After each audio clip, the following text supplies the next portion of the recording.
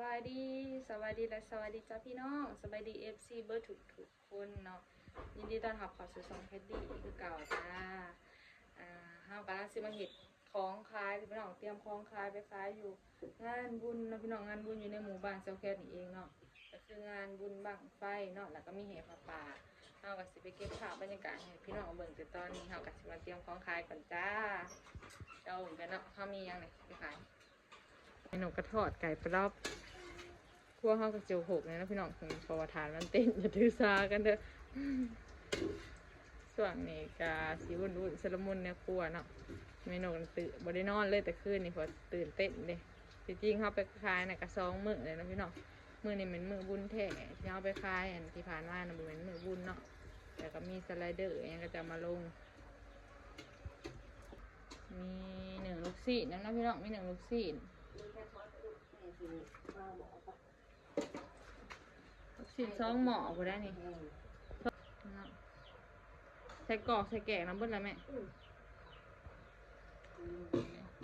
สองหมอกูได้พี่น้องแล้วจะได้วิอักได้คนมาก่อนได้คนมาก่อนเห็นเช้าๆแต่ยิ้มเลยแม่เรียลีนใช่เลยแอบดู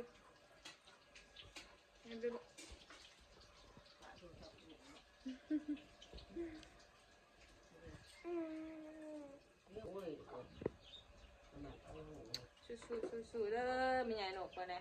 แต่เมื่อคืนนี่ยังบ่ได้นอนพี่น้องว่ามาเฮือนเตรียมของขายจ้ะพี่น้องมาไปขายในกระซ้ำมือก่อนกับเบิร์ดหาโลไปได้ลูกศิษย์นะพี่น้องมือว่านขึ้นกับเบิร์ดประมาณเกือบ10 โลก่อนเนาะมือนี้จะ10 จากโลมีบุญบังไฟงานบุญบังไฟเด้อแล้วก็สิไปถ่ายบรรยากาศพี่น้องเบิ่งเนาะสบายดีจ้ะพี่น้องคลิปต่อเนาะเอาลงมาแล้วลงขายเครื่องอะไรมาเนี่ยทหารเฮาอยู่งานบุญนะพี่น้องเลยโอ้คุณบอกเลยนั่งคันเราลงมาพี่น้องฮะงานจะพร้อม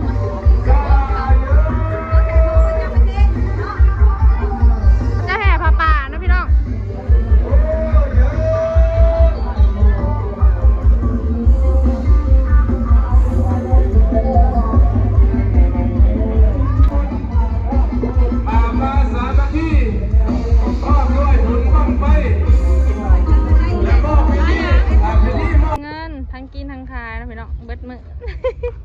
เอาขายกับน้องใจเงิน2 คนน้องเมนกไปลงไปหาวังไฟพวกน้องเขาบ่ได้ไปถ่ายพี่น้องเอ้ยปลาห่านบ่ได้เนาะเดี๋ยวสิพาหลอกบรรยากาศในงานห่านก็บ่ยังร้ายไปเลยเนาะบ่ทบพี่แล้วนี่ห่านของเฮาร้านเล็กๆนะ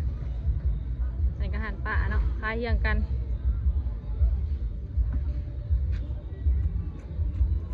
บิวตี้ซื้อลูกศิษย์น้าแม่อีก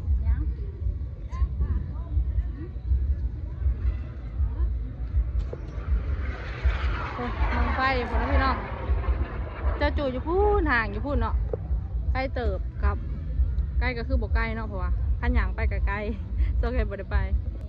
ผ่านน้ำผ้าแล้วพี่น้องเดี๋ยวนี้ใกล้ก็สิประมาณนี้พี่น้องมาแรกนี่ก็คือสิบโลอันนี้แน่ฝนนี่ภาวนาเด้ออย่าตกแห้งเด้อตกบ่แห้งก็ยังไข่ฝนกันเนาะพี่น้องโพดกับโพพี่แล้วในเกาจนว่าหน้ามันเต็มเบิดไห่หน้าเนาะคูปี้ได้พี่น้องบุญบังไฟมันก็จะประมาณนี้เนาะเมืองลมไม่นกแล้วไปผูกไปห่างของไฟผมพี่น้องสมห้องอันท่าห้องแทนเนาะคนจะเตรียมสต๊อกแล้วฝนตกจนได้เนาะพี่น้องฝนตกจนได้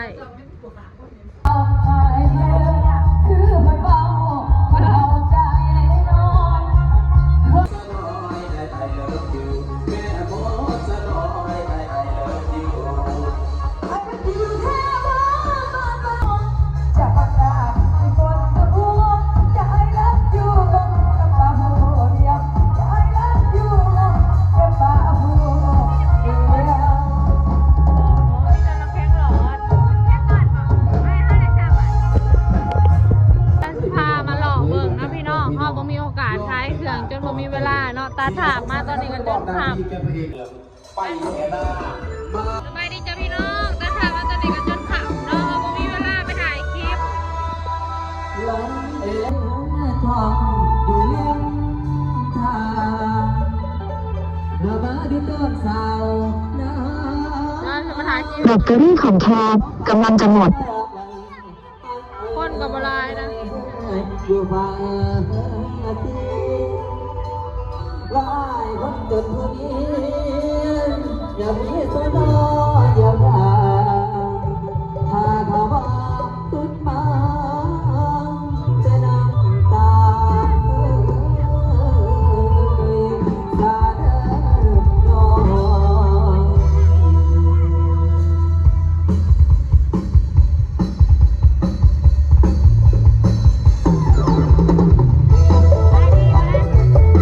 พอได้ขายอยู่พอเพิ่นฮะ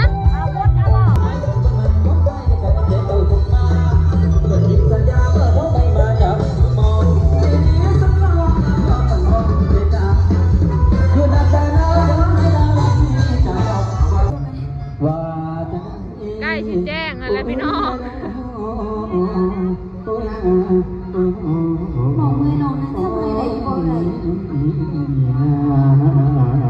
จักสิละเอ้ย เมื่อนี้ จังมาเว้าเรื่องอ้ายบ่ทันละ สิ เป็น ไป หยัง หาถามมัน เรียบร้อยแล้วพี่น้องยังไม่ได้เมื่อเนาะพอเขาจะไม่ได้เลิกแล้วตัวนี้กัน เป็นหยังก็ได้ลูก เกือบ สอง ตี แน ห ว นึ่งตีสองเลยเขายังคลายเครื่อง เอาที่สุดกันเนี่ยเอ้ยคนอยู่ฟังเล่าคนฟังเล่าเขาถือตัวคือหยังนี่ตัว แต่ว่าเสียบนถือดิ เอา หน้าดองได้มาเห็ดตัวเงินนั้นนี่แหละอ้ายก็คอยนอติดถามสอดส่องแนวบ่มีแล้ว